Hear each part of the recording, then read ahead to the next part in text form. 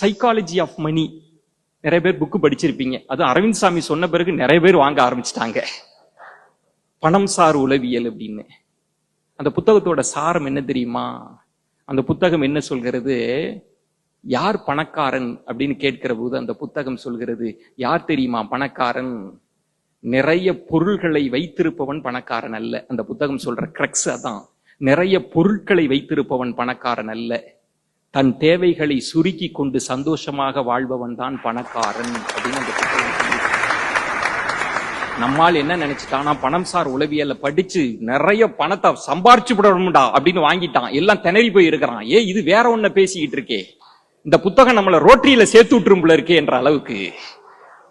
அதுதான் சார் ஜெயம் ரவின்ற நடிகர் சொன்னது.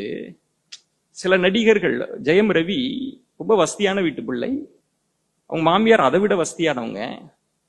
அவர் சொன்ன ஒரு வார்த்தை எனக்கு ரொம்ப கேட்சியா இருந்ததுங்க. அவர் சொன்னார், பணத்தை பத்தி பேசுகிற போது அவர் சொல்றார், சார் பணம்ன்றது வசதிக்கு தான் சார், வாழ்க்கைக்கு இல்லை.